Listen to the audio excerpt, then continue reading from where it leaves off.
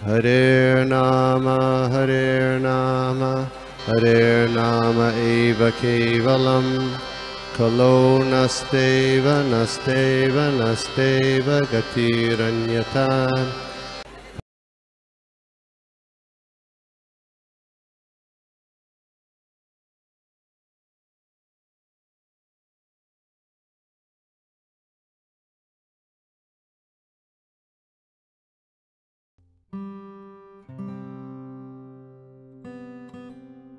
गुरुन्मिलितं येन तस्मै श्रीगुरुवे नमः। श्रीचैतन्यमनोभीष्टं स्थापितं येन भूतले स्वयं रूपं गदामह्यं ददाति स्वपदान्तिकं। वन्देऽहं श्रीगुरु श्रीयुत्पत्कमलं श्रीगुरून् वैष्णवांश्च श्रीरूपं साग्रजातं सगण रघुनाथान्वितं तं सजीवं साद्वैतं सावधूतं परिजनसहितं कृष्णचैतन्यदेवम् श्री राधा कृष्ण पादान् सगण ललिता श्री विशाखान्वितं च। हे कृष्ण करुणा सिंधु दीनबंधु जगत्पते गोपेश गोपिका कांत राधा कांत नमोस्तुते। तप्त कांचन गौरांगी राधे वृंदावनेश्वरी वृषभानुसुते देवी प्रणमामि हरिप्रिये। वाञ्छाकल्पतरुभ्यश्च कृपा सिन्धुभ्यैव च पतितानां पावनेभ्यो वैष्णवेभ्यो नमो नमः।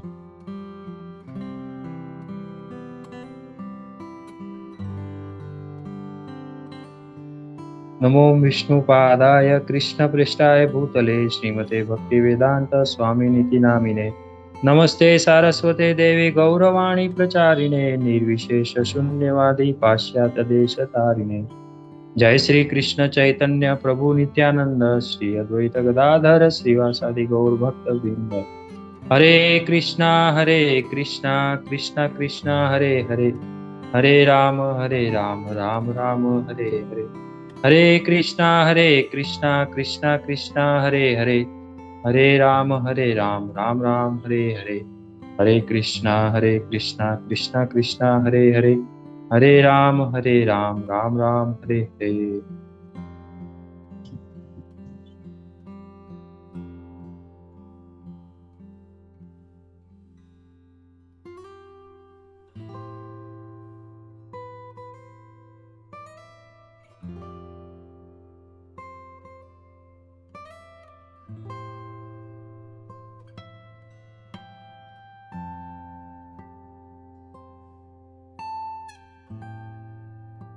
सुत उवाच यं अनुपेतमपेत्य कृत्यं द्वैपायनो विरहकातराजुहाव। पुत्रेति तन्मयतया तरोऽभिनेदुस् तं सर्वभूताहृदयं मुनिम् अनन्तोऽस्मि। यस्वानुभावमखिलश्रुतिसारमेकम् आध्यात्मदीपम् अतितीर्षितं तमोऽन्धं संसारिणां करुणयाः पुराणगुह्यं तं व्याससूनम् उपयामि गुरुं मुनीनां। नारायणं नमस्कृत्यं नरं चैव नरोत्तमं देवीं सरस्वतीं व्यासं ततो जयमुदीरयेत्। नष्टप्रायेषु भद्रेषु नित्यं भागवत सेवया भगवती उत्तमश्लोके भक्तिर्भवति नैष्ठकी। ओम नमो भगवते वासुदेवाय ओम नमो भगवते वासुदेवाय ओम नमो भगवते वासुदेवाय। मुखं करोति वाचालं पंगुलं वैतैगिरिं यत्कृपातमहं वन्दे श्रीगुरुदीनतारिणं परमानन्दं माधवं श्रीचैतन्य ईश्वरं। कथञ्चन स्मृते यस्मिन् दुष्करं सुकरं भवेत् विस्मृतिं विपरीतं स्यात् श्रीचैतन्यं नमामि तं। हरे कृष्णा।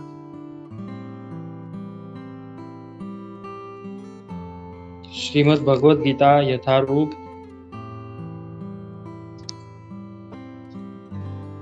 अध्याय 10 श्री भगवान का ऐश्वर्य। श्लोक संख्या है आज 7 और 8। एतां विभूति योगं च मम यो वेति तत्त्वतः सो अविकल्पेन योगेन युज्यते नात्र संशय। अनुवाद और तात्पर्य कृष्ण कृपा मूर्ति ऐसी भक्ति वेदांत स्वामी श्रील प्रभुपाद जी के द्वारा। जय श्रील प्रभुपाद। अनुवाद।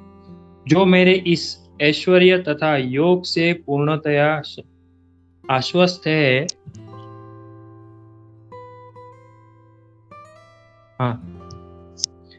जो मेरे इस ऐश्वर्य तथा योग से पूर्णतया आश्वस्त है, वो मेरी अनन्य भक्ति में तत्पर होता है, इसमें तनिक भी संदेह नहीं है। तात्पर्य। आध्यात्मिक सिद्धि की चरम परिणति है भगवत ज्ञान। जब तक कोई भगवान के विभिन्न ऐश्वर्यों के प्रति आश्वस्त नहीं हो लेता, तब तक भक्ति में नहीं लग सकता।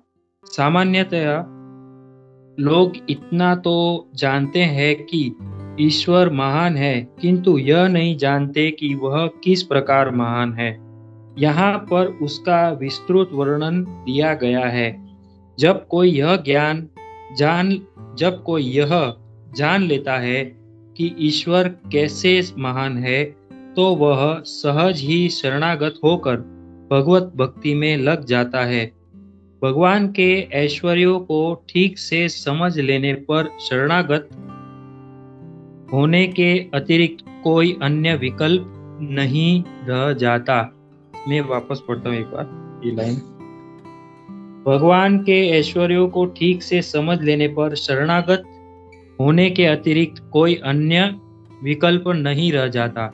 ऐसा वास्तविक ज्ञान भगवत गीता, श्रीमद् भागवत तथा अन्य ऐसे ही ग्रंथों से प्राप्त किया जा सकता है।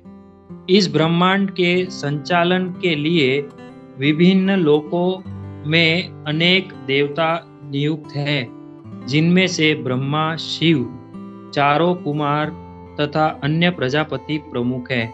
ब्रह्मांड की प्रजा के अनेक पितामह भी हैं, और वे सब भगवान कृष्ण से उत्पन्न हैं। भगवान कृष्ण समस्त पितामहों के आदि पितामह है।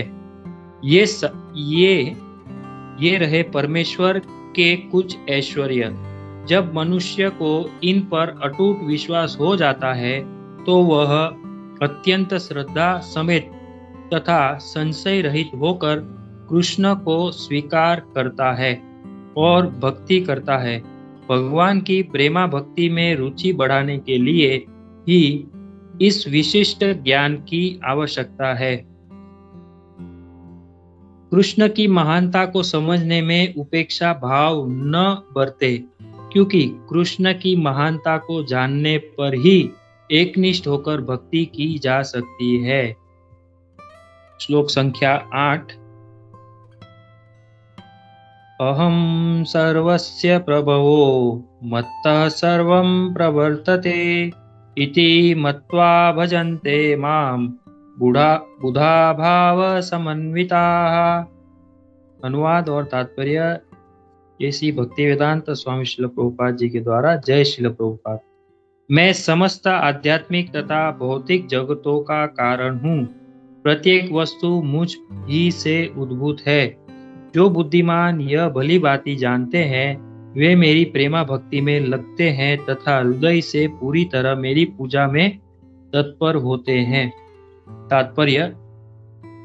जिस विद्वान ने वेदों का ठीक से अध्ययन किया हो और भगवान चैतन्य जैसे अधिकारियों से ज्ञान प्राप्त किया हो तथा यह जानता हो कि इन उपदेशों का किस प्रकार उपयोग करना चाहिए, वही यह समझ सकता है कि भौतिक तथा आध्यात्मिक जगतों के मूल श्री कृष्ण ही है।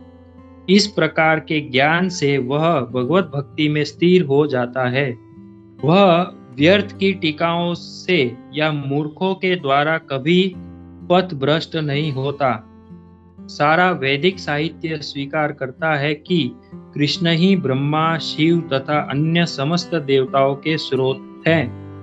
अथर्ववेद में गोपाल तापनी उपनिषद 1.24 में कहा गया है, यो ब्रह्मणाम विद्धाति पूर्वं यो वे वेदांश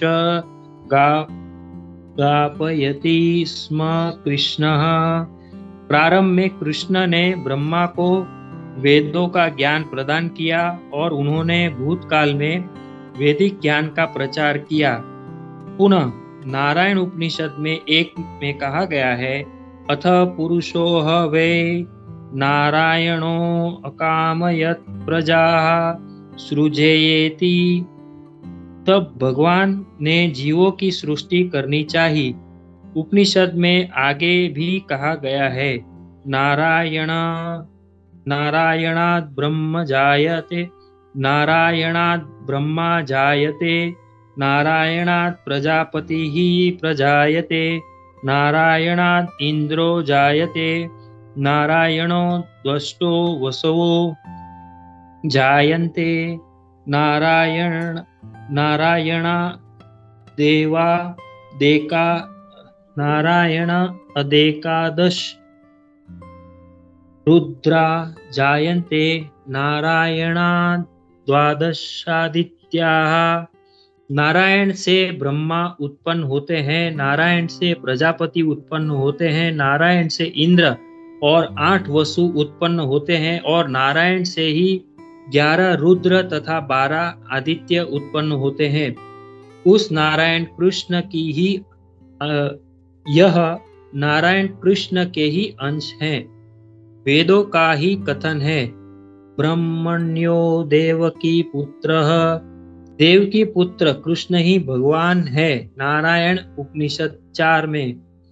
तब यह कहा गया है, एको वै नारायण आसीन्न ब्रह्मा न ईशानो नापो नाग्नि समो नेमे, ध्यावा पृथ्वी न नक्षत्राणि न सूर्य।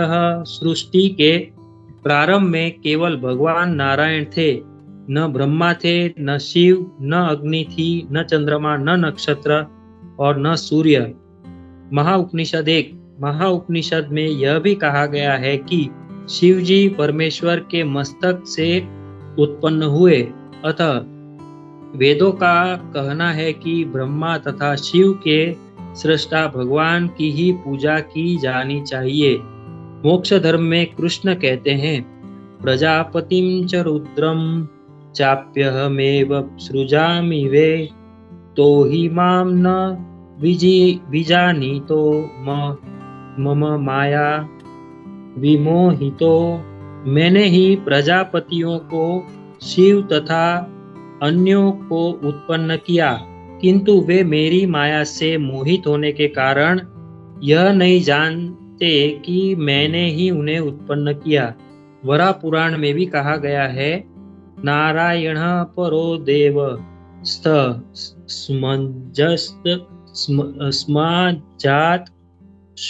स्माजात चतुर्मुखः, तस्मात् रुद्रो अभवद्वेभवः,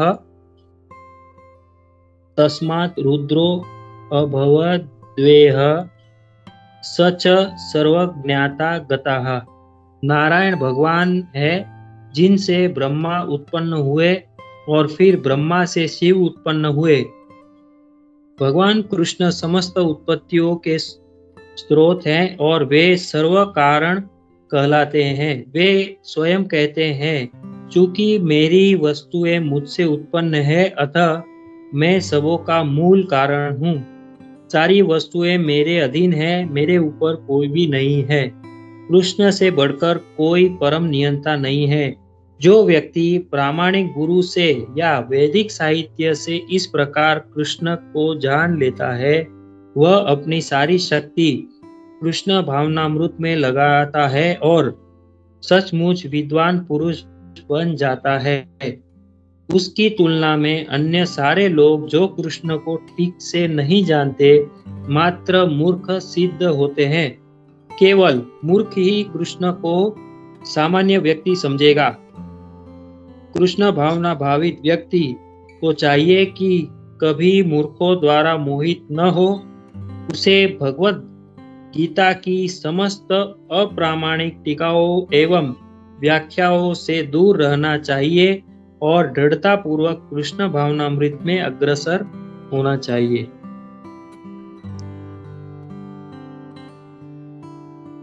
हरे कृष्णा। अंतर्राष्ट्रीय कृष्ण भावनामृत साधु संघ श्रीमद् भगवत गीता का ये संध्या संघ में सबका हार्दिक स्वागत करते हैं। सबको दंडवत प्रणाम। और आज एक तो सबसे पहले बहुत ही महत्वपूर्ण दिवस है। एक दिन आज के बाद मतलब आने वाला कल जो है, उस दिन जगन्नाथ जी की रथ यात्रा होगी। और आज के दिन जो बहुत महत्वपूर्ण, जो ये गौड़ीय परंपरा में जो भी वैष्णवगण होते हैं, उनके लिए ये महत्वपूर्ण होता है, क्योंकि वे लोग अभी जहाँ से जगन्नाथ जी का रथ सवारी चलने वाली होती है, वहाँ से वे जो है वो गुंडीचा मार्जन करते हैं, यानी वहाँ पे वे जाके जो स्वच्छता करते हैं। तो आज प्रातः में परम पूज्य नवयोगेंद्र स्वामी महाराज जी से श्रवण करने का अवसर मिला। तो वे बता रहे थे कि किस तरह भगवान श्री चैतन्य महाप्रभु अपने सभी भक्तों, अनुयायी, शिष्यों को लेके वे गुंडीचा मंदिर में जाते हैं, जहाँ पे जैसे जगन्नाथ जी का जो मूल स्थान है, वहां से उनको ले जाया जाता है पुरी में गुंडीचा मंदिर में। तो वो मंदिर को चैतन्य महाप्रभु सभी भक्तगण के साथ वहाँ उसे बहुत ही भाव से और ये सभी को साथ में जोड़ के उत्साह से वो उसे स्वच्छ करते हैं।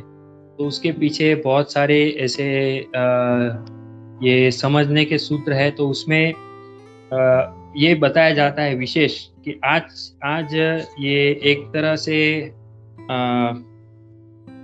योग भी बन गया कि ये आज हम ये 2 श्लोक को हमें ये श्रवण करने मिल रहा है। ये 2 श्लोक भी जो है, ये भगवान के जो ये ऐश्वर्य है उनका वर्णन किया जा रहा है। ये 10वें अध्याय में भगवान अर्जुन को बता रहे हैं। और ये जो श्लोक है, जो 7वां नंबर का श्लोक है, जिनमें भगवान विशेष रूप में बताते हैं कि जो उनके जो ऐश्वर्य है उनको अच्छी तरह समझता है, तो उनको अनन्य भक्ति में वो तत्पर होते हैं और इनमें कोई संदेह नहीं होता है। तो भगवान श्री कृष्ण और श्रीमती राधा रानी के ही जो सम्मिलित अवतार रूप में चैतन्य महाप्रभु आए, भगवान श्री चैतन्य महाप्रभु, तो उन्होंने भी जो भी सब अनुयायी थे, सब भक्तगण थे, उनको ये शिक्षा दी कि हमें जगन्नाथ जी की सेवा करनी है। तो उनकी सेवा करने के लिए पहले हमें स्वच्छता, वो मंदिर का मार्जन करना होगा। तो परम पूज्य नवयोगेंद्र स्वामी महाराज जी भी ये बताते हैं कि उसमें चैतन्य महाप्रभु सभी को ऐसा वो पास में से वो पानी भर भर के घड़ा लाते थे, और पहले तो उसे झाड़ू से सफाई की। और चैतन्य महाप्रभु, ऐसा एक लिखा भी जाता है चैतन्य चरितामृत में, कि चैतन्य महाप्रभु प्रत्यक्ष रूप में एक एक जो भक्त थे उनका वो सफाई देखते थे, और जिस भक्त ने जितना ज्यादा वो जो कचरा जमा किया है उससे वो चैतन्य महाप्रभु देख के प्रसन्न होते थे। और जब भी वो पानी लेके आते थे तो उससे वो सफाई करते थे। तो जब भी सफाई करते थे तो उसमें वो पानी ऐसा छिड़क छिड़क के वो सफाई करते थे, और साथ में हरि बोल भगवान का नाम उच्चारण करते थे। तो ऐसा परम पूज्य नवयोगेंद्र स्वामी महाराज जी बताते हैं कि चैतन्य महाप्रभु ये शिक्षा दे रहे हैं कि ये बहुत ही जो है ये मंदिर मार्जन का कार्य है। ये हमें एक्चुअली हमारे हृदय को भी मार्जन करना होता है, और इसमें भी जो ये कचरा है, काम, क्रोध, लोभ, मोह, मद, मात्सर्य आदि, उन सब से हमें जो है उनसे सफाई करनी है। तो हमें भगवान का पवित्र नाम हरे कृष्णा कृष्णा कृष्णा हरे हरे, हरे राम राम राम हरे हरे, इसका उच्चारण करते हुए उत्साह से हम यदि प्रयास करेंगे तो एक न एक दिन अवश्य हमारा भी हृदय जो है मार्जन होगा, और इस हृदय स्थान में हम भगवान को विराजमान करने के लिए हम चैतन्य महाप्रभु को ये याचना कर सकते हैं। तो ये जो श्लोक है इसमें तत्पर होने के बारे में बताया जा रहा है। भगवान की भक्ति करने के लिए किस तरह तत्पर हो सकते हैं, ऐसा भगवान ही यहाँ पे एक हमें निर्देशन दे रहे हैं अर्जुन के माध्यम से। तो यहाँ पे जो ये भगवत गीता में अर्जुन को भगवान अपना ऐश्वर्य का अभी प्रदर्शन करने वाले हैं, प्रदर्शन यानी उनको दिखाने वाले हैं। तो उसमें ये जो श्लोक है, ये श्लोक में परम पूज्य राधा नाथ स्वामी महाराज जी बहुत एक अच्छी तरह वो एथेंस में कहीं प्रवचन दे रहे थे, तो वहाँ पे वे बताते हैं कि प्रत्येक जो भी अन्य अन्य अलग अलग जो धार्मिक संस्थाएं हैं, विचारधाराएं हैं, उन सब में एक प्रमुख ये लक्षण होता है कि वे जो है वे सब ऐसे सबकी ये इच्छा होती है, वे जो सर्व आकर्षक होता है उनको वे प्राप्त करना चाहते हैं। और उन सभी विचारधाराओं के लोग हैं, वे किसी ना किसी एक जो केंद्रित आस्था होती है उस पे वे अपना ध्यान लगाते हैं या अपना मन लगाते हैं, और उनसे उन्हें कुछ आनंद प्राप्त होता है। तो वो जो है वो उस तरह का आकर्षण होता है। तो वे परम पूज्य महाराज जी बता रहे थे कि जो भगवान श्री कृष्ण है वे सर्व आकर्षक है, और वे ही, और ये सत्य है, ये कोई सांप्रदायिक सत्य नहीं है। जो सभी, जैसे हम देखते हैं, सभी जो अलग अलग संप्रदाय हैं, अलग अलग विचारधाराएं हैं, सब में किसी ना किसी एक केंद्रित आस्था होती है सबकी, और वे सब उनको प्रार्थना करते हैं, वे उनसे आकर्षित होते हैं, और ऐसा करने से उन्हें कुछ ना कुछ ऐसे आनंद प्राप्त होता है। तो ये जो है, ये भगवान श्री कृष्ण है, ये जो मूल आनंद के स्रोत हैं, और उनको यदि हम प्रसन्न करने का प्रयत्न करें तो हमें वास्तविक आनंद की अनुभूति हो सकती है। तो यहाँ पे भगवान अपने जो ये ऐश्वर्य है इसके बारे में बताते हैं। मैंने ये एक बार फिर से पढ़ता हूँ। भगवान के ऐश्वर्यों को ठीक से समझ लेने पर शरणागत होने की अतिरिक्त अन्य विकल्प नहीं रह जाता।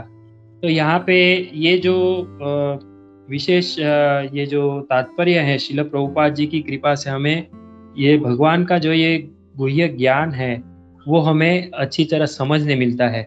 और जो प्रभुपाद जी के जो शिष्य हैं, जैसे परम पूज्य अभी राधा नाथ स्वामी महाराज जी से श्रवण कर रहे थे, और वे भी बहुत अच्छी तरह उसे और विस्तार से उसका उदाहरण देके समझाते हैं। तो दृष्टांत में बताते हैं कि एक जो ये लड़का होता है और वो किसी एक लड़की से प्रेम करता है, लेकिन वे जो लड़का होता है वो बहुत ही साधारण मध्यम वर्ग का होता है, और लड़की बहुत धनी होती है, धनी परिवार से होती है, वैभवशाली होती है।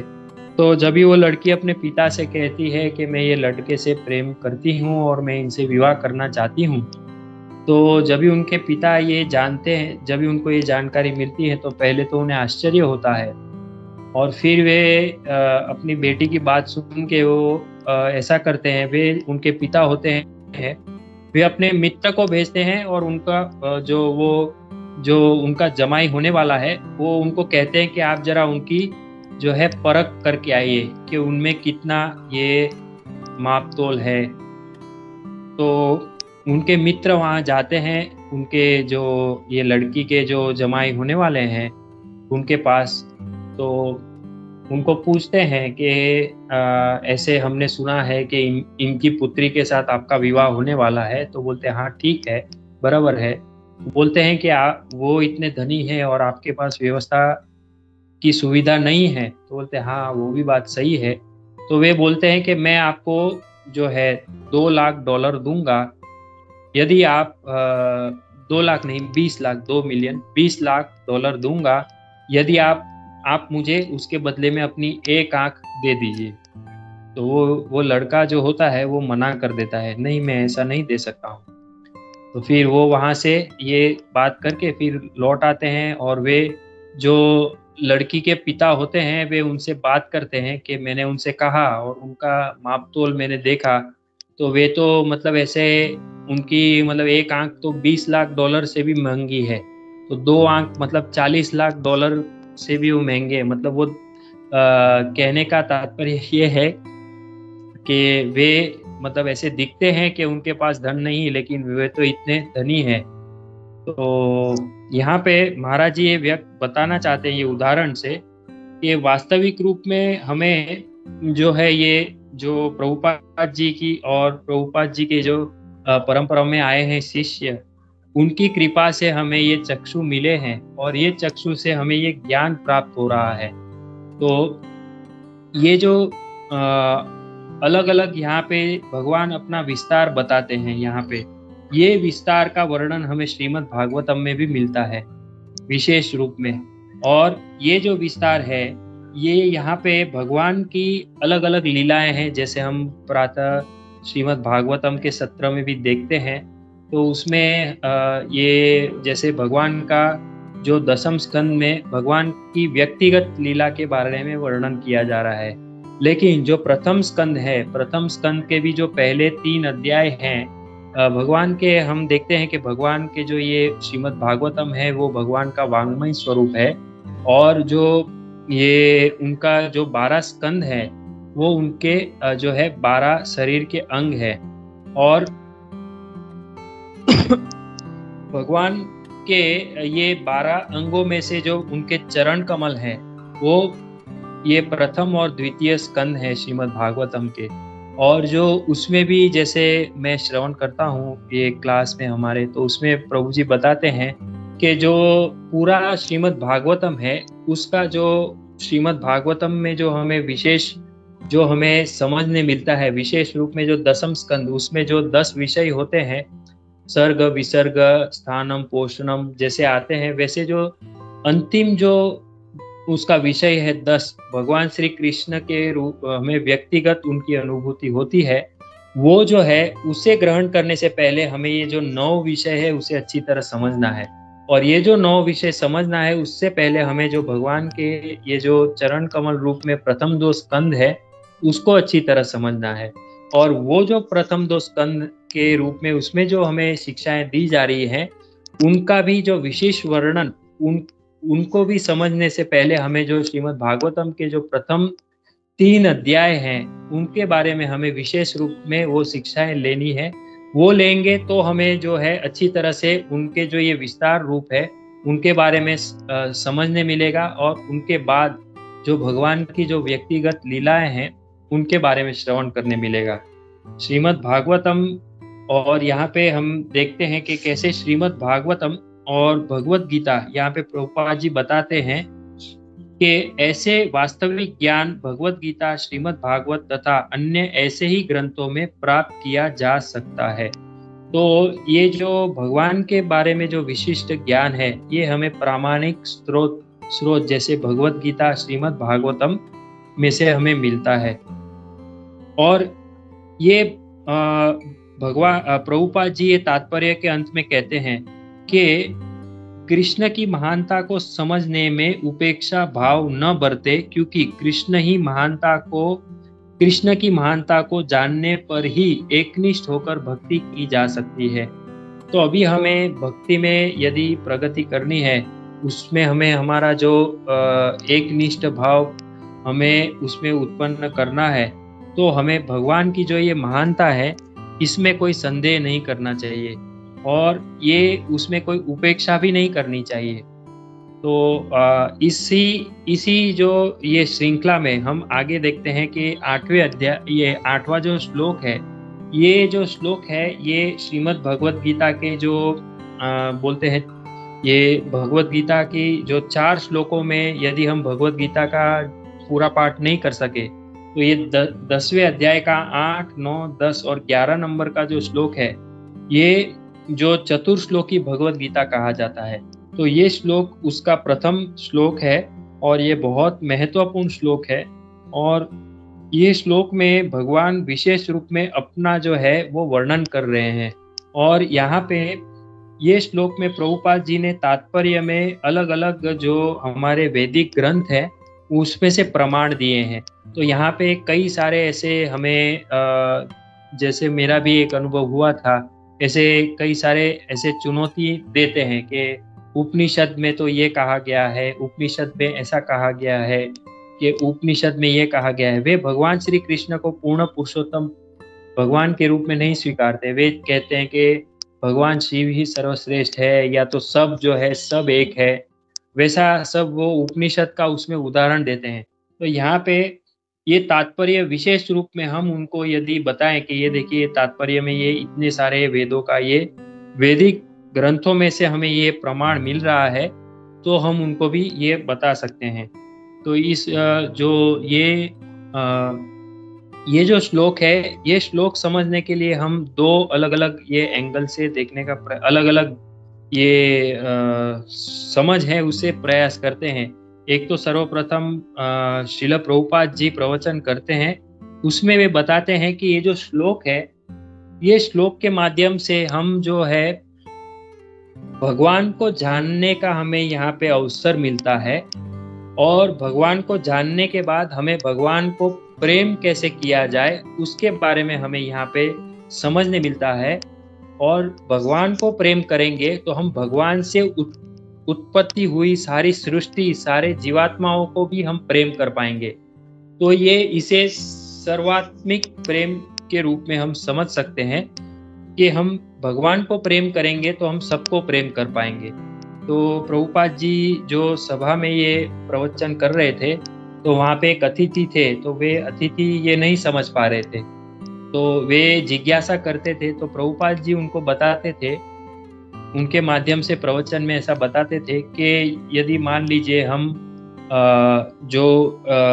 भगवान को ये यदि हम मूल में पानी देते हैं, तो मूल में पानी देने से पेड़ के सभी पत्ते, फल, फूल आदि को पानी पहुंच जाता है।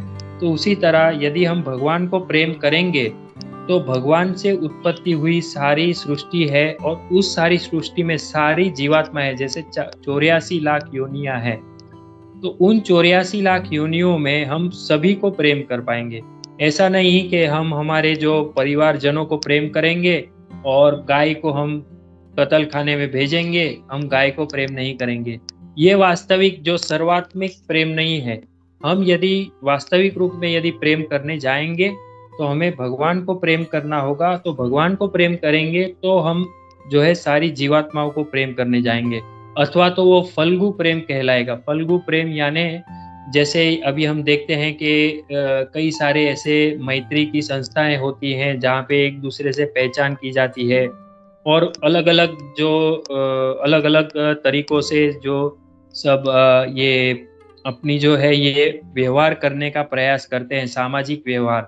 लेकिन वहाँ पे एक चीज एक देखी जाती है, प्रभुपाद जी उनका खंडन करते हैं, बोलते हैं कि वो जो होता है वो एक तरह से खाली जो मनुष्य, और उसमें भी जो अपने से जो परिचित होता है उनसे ही प्रेम होता है, और दूसरे रूप में जो अलग दूसरी जीवात्माएं होती है वे उनसे प्रेम नहीं करते, जैसे कुत्ता या ये जैसे गौ माता है या अन्य जीवात्माएं हैं, वे उनसे प्रेम नहीं करते। तो यहाँ पे प्रभुपाद जी वो प्रवचन में और एक उदाहरण देते हैं। एक जो ये शिकारी होता है व्याध, उसको संस्कृत में व्याध बोलते हैं। तो वो जो होता है वो प्राणियों की हिंसा करता है और उनको इस तरह मारता है कि वो अधमरे हो जाते हैं, मरते भी नहीं और वे पूरी तरह ऐसे जीवित भी नहीं रहते। वो उस तरह उनका वो जो है वध करता है।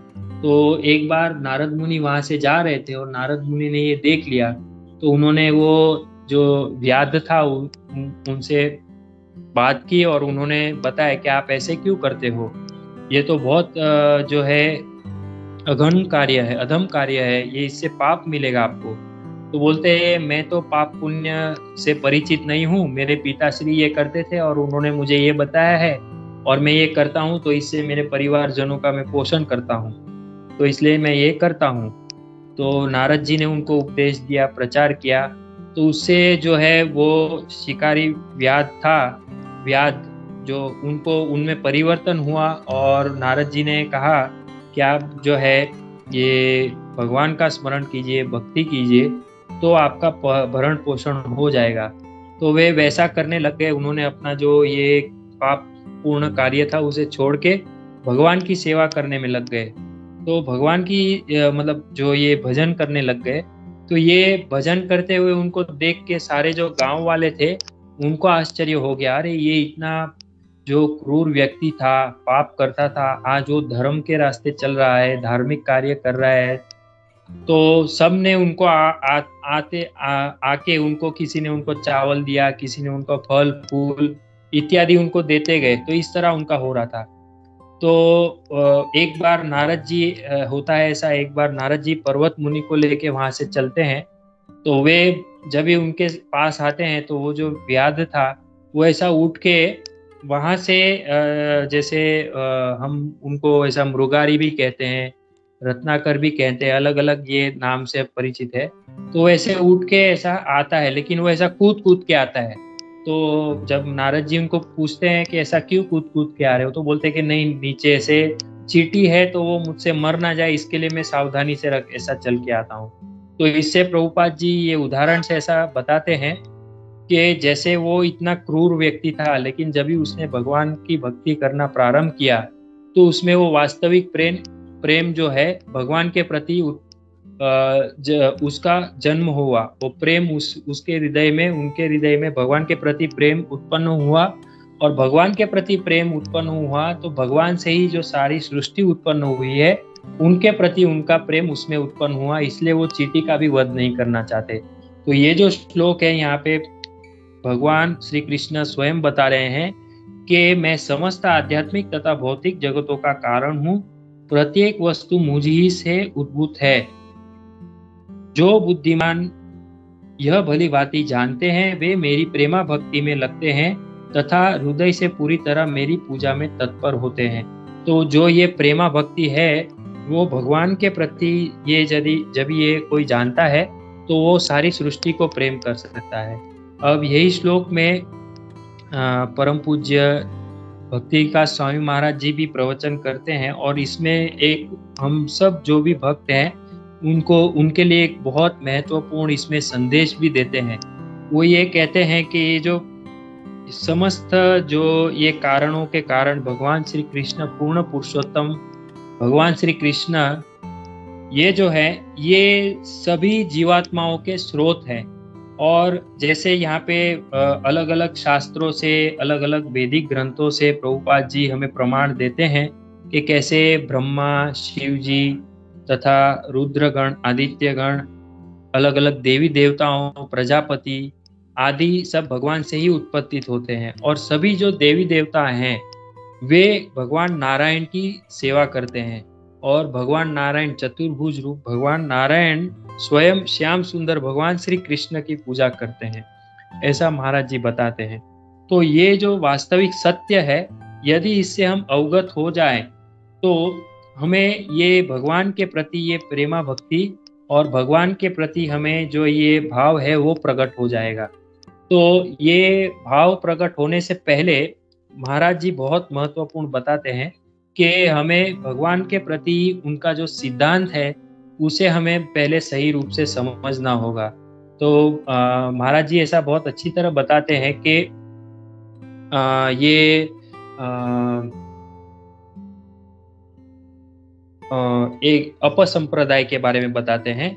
वो अपसंप्रदाय में ऐसा हुआ था भक्ति विनोद ठाकुर जी के समय में कि उन लोगों ने एक अलग मंत्र प्रारंभ कर दिया था, ऐसा हरे कृष्णा हरे राम गौर निताय राधे श्याम, ऐसा करके कुछ तो उनका मंत्र था। और वे उन्होंने जप करना प्रारंभ कर दिया था। तो जब ही भक्ति विनोद ठाकुर जी ने देखा तो उन्होंने उनसे बात की। तो उनके वो जो महंत थे जिन्होंने ये प्रारंभ करवाया था उनसे बात की, उनको कहा कि ये मंत्र कहाँ से ऐसे आया। चैतन्य महाप्रभु ने तो हरे कृष्ण महामंत्र के बारे में बताया है। तो उन्होंने कहा बस ऐसे ही, मतलब मुझे ऐसे ही सपने में भगवान ने बताया इसलिए प्रारंभ कर दिया। तो वो जो है वो भगवान के दिए गए सिद्धांतों, भगवान के दिए गए निर्देशों से मिलता नहीं है। उन्होंने अपने स्वयं से ही उसका ये उत्पत्ति कर दी है, तो वो प्रामाणिक नहीं है। तो यहाँ पे भले ही चाहे फिर वो भगवान के जो ये बाहर के रूप से भक्ति कर ले, लेकिन वो एक प्रकार से वो प्रामाणिक संप्रदाय से या ये परंपरा से जुड़ी हुई नहीं है, और उन्होंने अपना ही प्रारंभ किया है, इसके लिए वो सिद्धांत सही नहीं गिना जाता है। फिर महाराज जी और एक बताते हैं कि जैसे ये यहाँ पे उत्तर भारत में देखा जाता है कि रामानंदी वैष्णव हैं, वो लोग भी वैष्णव हैं जो भगवान श्री राम की भक्ति करते हैं और वे लोग भी मतलब भगवान श्री राम का नाम लेते हैं और ऐसे वे लोग भी बताते हैं कि भगवान श्री राम की भक्ति करनी चाहिए। वे ऐसे बताते हैं, लेकिन और उनके साथ यदि जो चर्चा जब भी करते हैं कोई ये वैष्णव, तो तभी पता चलता है कि वे लोग ऐसा बताते हैं कि भगवान श्री राम जो है वो जो ऐसी एक तेज है, वो तेज की जो है वो सात्विक विकार जो है, सात्विक विकार का भगवान श्री राम एक रूप है। लेकिन भगवान श्री राम जो है वो मूल नहीं है, उनका भी जो है वो मूल जो है वो एक ब्रह्म ज्योति या उनमें से वो आते हैं, जिनका वो एक सात्विक विकार का रूप में भगवान श्री राम का हमारे सामने जो है प्राकट्य होता है उनके ये स्वरूप में वे। तो उनकी जो ये धारणा है वो भी गलत धारणा है, क्योंकि यहाँ पे हम देखते हैं कि भगवान श्री कृष्ण से ही सब विस्तार होता है। तो भगवान श्री कृष्ण और उनके जो विभिन्न अंश हैं और भगवान श्री राम ये ही मूल स्रोत है। इनसे ही जो है सारी सृष्टि का प्रारंभ होता है और इनसे ही जो है सारी सृष्टि विलय होती है। तो ये जो मूल सिद्धांत है, ये सिद्धांत से उनका सिद्धांत जो है वो थोड़ा विभिन्न, जो मत उनका अलग हो जाता है। तो इस वजह से ऐसे बाहरिक रूप से देखे जाए तो वे भी भगवान श्री राम की भक्ति करते हैं, सेवा करते हैं, उनकी पूजा भी करते हैं, उनको आराध्य देव भी समझते हैं, लेकिन वे ऐसा समझते हैं कि उनके भी स्रोत जो है वो एक ज्योति है, तो वो भी सही नहीं है पूर्ण रूप से। तो ये सिद्धांत में यदि कुछ हमारी गलती होती है तो हम भगवान की शुद्ध प्रेमा भक्ति में तत्पर नहीं हो पाएंगे। फिर आगे परम पूज्य महाराज और एक उदाहरण देते हैं कि जैसे भक्ति सिद्धांत सरस्वती ठाकुर महाराज यहाँ पे ये वृंदावन में परिक्रमा कर रहे थे। तो उन्होंने जब भी परिक्रमा की तो उन्होंने अपने शिष्यों को कहा कि मुझे यहाँ पे एक भी ऐसे शुद्ध भक्त नहीं दिख रहा है। तो अभी उनके शिष्य तो बोलने लगे कि यहाँ पे तो इतने सारे बाबा जी हैं जो पूरा दिन तपस्या करते हैं, भगवान का नाम का जप करते हैं, कीर्तन करते हैं, ये भगवत गीता आदि भगवान के जो ये भागवतम है उसका अध्ययन करते हैं। और वहां पे उस समय में दो ऐसे प्रमुख संत थे, मधुसूदन गोस्वामी और रामदास बाबा जी। तो उन्होंने अभी भक्ति सिद्धांत सरस्वती ठाकुर महाराज जी ने तो कह दिया कि मुझे यहाँ पे एक भी शुद्ध वैष्णव भक्त नहीं दिख रहे हैं ऐसा। तो उन्होंने उस पर थोड़ा सा ये अनुसंधान किया, रिसर्च किया, और उनमें जब उन्होंने ये पाया तो उन्होंने गौड़ीय पत्रिका आती है, जैसे भगवत दर्शन बैक टू गॉडहेड आती है, वैसे उस समय में गौड़ीय पत्रिका आती है। तो उसमें उन्होंने वो प्रदान किया था, वो लेख लिखा था। तो उसमें ऐसा बताते हैं कि ये जो जैसे अभी मैंने आपको बताया उस समय में वे बड़े वहाँ के संत थे। तो उनका जो एक उनमें ये था कि वे जो हैं वे ये जो स्नार्थ प्रणाली है वे उनका पालन करते थे। ये जो वैष्णव जो ये नारद पंचरात्रि जो प्रणाली है वे उनका पालन नहीं करते थे, वे स्नात्र जो है उनका पालन करते थे। तो वो प्रणाली का पालन करने से एक उसका परिणाम ये होता है कि वो उसका हेतु इंद्रिय भोग करना होता है, और उसमें जो है भगवान की जो ये शुद्ध भक्ति के लिए उसमें वो थोड़ी बाधा रूप में होता है। तो इसलिए एक कारण था। और दूसरा कारण ये था कि उन्होंने चैतन्य महाप्रभु की दी गई शिक्षाएं, जैसे ये चैतन्य चरितामृत है, उसमें भी जैसे कृष्णदास कविराज गोस्वामी बोलते हैं कि भगवान का सिद्धांत समझने के लिए आलस नहीं करना चाहिए, हमें भगवान श्री कृष्ण के दिए हुए उपदेश निर्देश को हमें दृढ़ता से समझना चाहिए। तो वे जो हैं वे उनका वो चैतन्य महाप्रभु की शिक्षाएं ग्रहण नहीं करते थे। तो इस वजह से भी वे जो है वो जो ये भगवान की शुद्ध भक्ति नहीं कर पाते हैं। तो यही भक्ति विकास स्वामी महाराज जी अपने प्रवचन में बताते हैं। और अंत में वे बताते हैं कि ये जो भगवान की भक्ति करना, एक मिनट, में एक वो उन्होंने यस्य देवे परा भक्तिर यथा देवे तथा गुरु तस्येत कथिता ही अर्थाः प्रकाशन्ते महात्मना.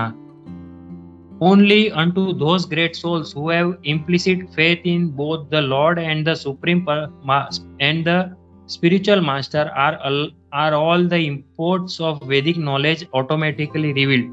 श्वेतास्वर उपनिषद 6.23. तो यहाँ पे महाराज जी ऐसा बताते हैं कि जो ऐसे ये ब्रह्मांड भ्रमित है कोनो भाग्यवान जीव, तो ऐसा कोई भाग्यशाली जीव जो होता है वो ऐसे प्रामाणिक आध्यात्मिक गुरु के पास जाता है और भगवान में भी उनकी श्रद्धा होती है, तो वे उनके हृदय में ये जो वैदिक ज्ञान है वो स्वयं प्रकाशित होता है.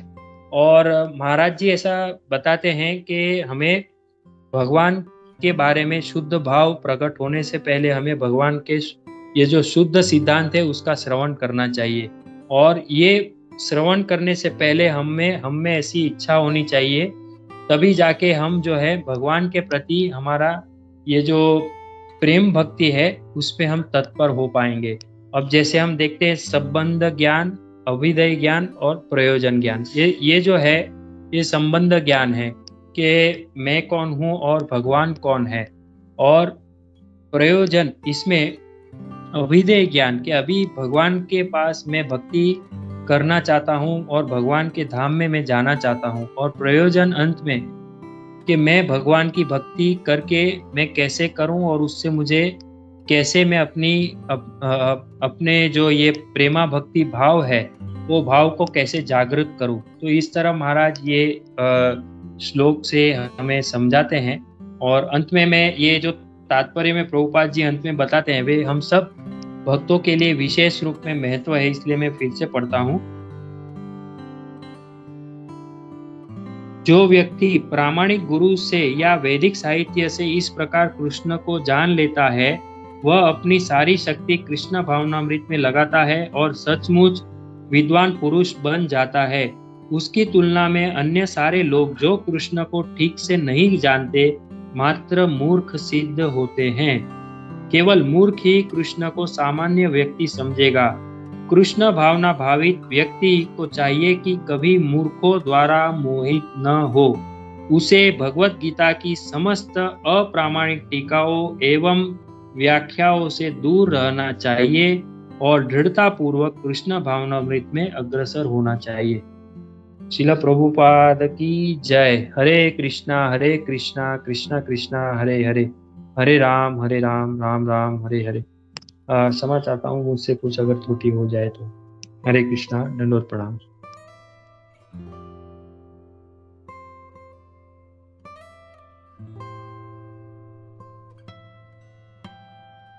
हरे कृष्णा प्रभु जी, बहुत सुंदर तरीके से आपने समझाया किस तरह अगर भगवान को कोई जान ले या फिर भगवान से कोई अगर प्रेम करता है तो सारे जीवों से किस तरह प्रेम कर सकता है.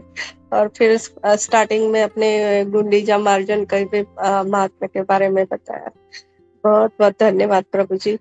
अगर किसी का कोई कमेंट या प्रश्न है तो हम लेंगे. हरे कृष्णा.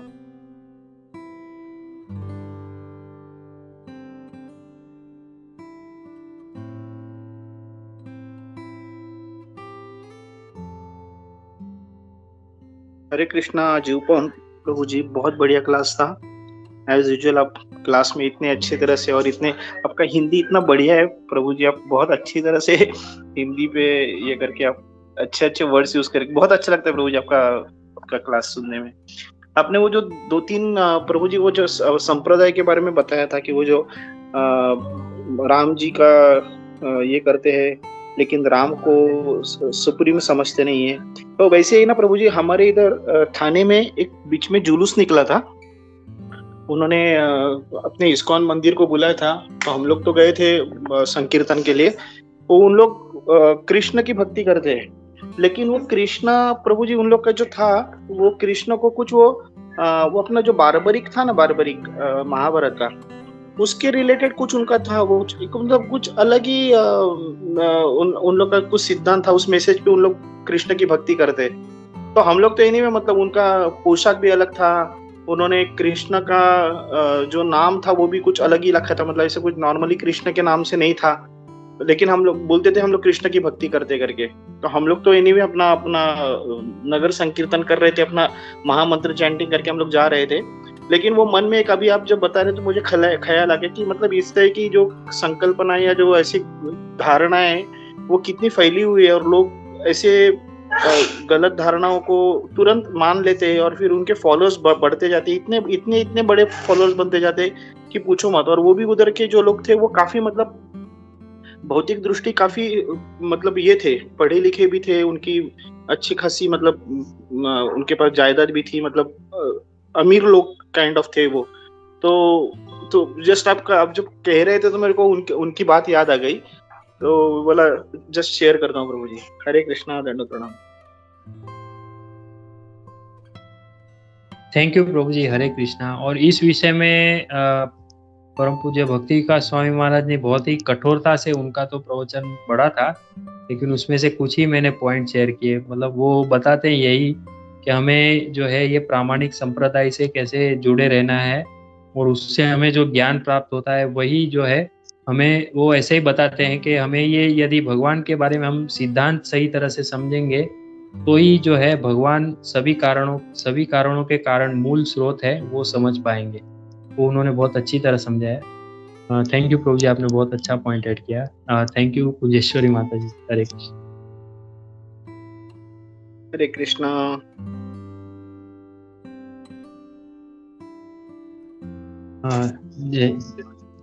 हरे कृष्णा प्रभु जी।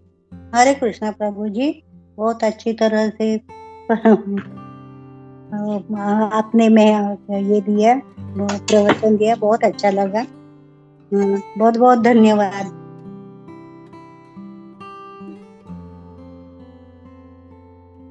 धन्यवाद माता जी। हरे कृष्णा। जी वैजंती माता जी। हरे कृष्णा प्रभु जी। वेरी नाइस क्लास प्रभु जी। आपका तो मैं आई वाज वेटिंग, आप अंग्रेजी में कुछ शब्द यूज करेगा या नहीं, पर आप पूरा हिंदी में ही आप करते हो। सो मेरे लिए सब्जेक्ट भी थोड़ा इंटेंस था, और आपका हिंदी भी सीखने में मुझे आई नीड टू नो मोर, पर बहुत अच्छा था प्रभु जी। मुझे एक क्वेश्चन है, आप रामानंदी के बारे में जो कह रहे थे, मुझे ये पता है कि वो श्री संप्रदाय का एक ऑफशूट है, एक सबसेट जैसा है। ओनली थिंग इज, मुझे ये समझ में नहीं आ रहा है कि ये एक्सेप्टेड है या नहीं, बिकॉज श्री संप्रदाय इज एक्सेप्टेड संप्रदाय। सो ये रामानंदी वो ऑफशूट है, यानी वो अलग है, नॉट एक्सेप्टेड, और ये एक्सेप्टेड है प्रभु जी, बिकॉज वो श्री संप्रदाय का अम्ब्रेला में आता है। आप वो क्लैरिफाई कर रहे हो तो इट विल बी हेल्पफुल प्रभु जी। प्रणाम। हरे कृष्णा माता जी। जी माता जी, ये बहुत ही सेंसिटिव है। ये मैंने परम पूज्य भक्ति का स्वामी महाराज जी के प्रवचन से श्रवण किया था और वही मैंने प्रस्तुत करने का प्रयास किया था माता जी। और इसमें एक तो जैसे आपने हिंदी के बारे में बताया, तो महाराज जी ने तो ये क्लास ही पूरा हिंदी में दिया है। वो है यूके से, लेकिन उन्होंने हिंदी में दिया है क्लास। और वे ऐसा बताते हैं उनका हिंदी में भी इंग्लिश नहीं था, उर्दू नहीं था, उल्टा उनके हिंदी में संस्कृत वर्ड थे। और वे ऐसा बताते हैं कि भगवान श्री कृष्ण का वर्णन यदि हो तो संस्कृत में ही वर्ड में हो सकता है। ये इंग्लिश भी पूरा नहीं पड़ेगा, उर्दू भी जो हिंदी में आता है वो भी भगवान का वर्णन करने में पूरा नहीं पड़ेगा। तो ऐसा उनका वो कहना था उसमें। और ये जो आपने बताया कि जैसे श्री संप्रदाय से ये एक शाखा हुई है ये रामानंदी के बारे में, तो यहाँ पे परम पूज्य भक्ति का स्वामी महाराज जी उनके बारे में विशेष रूप में ये बताते हैं कि वे भगवान श्री राम को मानते हैं, उनका भक्ति करते हैं, सब कुछ करते हैं, लेकिन जो उनके साथ यदि कोई ऐसा उनसे कोई चर्चा करता है तो तभी उन्हें जाके वो जान पड़ती है, पता लगता है कि वो जो है उनके जो मूल सिद्धांत है, वो मूल सिद्धांत में भगवान श्री राम ही ऐसे स्रोत नहीं है। और श्री संप्रदाय में तो जैसे लक्ष्मी नारायण को ही माना जाता है, तो नारायण को भी मूल सिद्धांत आपको और अच्छी तरह पता होगा माता जी। तो उसमें जो सिद्धांत समझने में उनकी जो शाखा हुई है, जो मेरी समझ से जो है वो मैं प्रयत्न करता हूँ। बाकी आप लोग भी हैं, आप लोग भी बता सकते हैं माता जी, प्रभु जी। वहाँ पे जैसे उन्होंने वो जैसे वो गुरु शिष्य परंपरा में आया हुआ सिद्धांत यथारूप एज इट इज जैसे हम देखते हैं प्रभुपाद जी से हमें जो मिल रहा है, उनको उन्होंने उस तरह फॉलो नहीं किया है, क्योंकि उन्होंने नारायण को भी नहीं स्रोत माना। उन्होंने जो है वो ब्रह्म ज्योति को माना, और उनसे वो ऐसा बताते हैं कि वो उनका सात्विक विकार है। वो भगवान श्री राम का रूप जो है वो उनका सात्विक विकार है। तो ऐसा महाराज जी का प्रवचन था। तो इससे ये सिद्ध होता है कि उनका जो वो परंपरा में जो शिक्षाएं मिल रही हैं उनको वो फॉलो नहीं कर रहे हैं। तो भले ही वो उनकी एक शाखा ही है, लेकिन उन्होंने वो गुरु शिष्य की जो निर्देश प्रणाली है उसको वो सही तरह से पालन नहीं करते हैं। इसके लिए वो जो है वो जो शुद्ध सिद्धांत नहीं हम समझ सकते।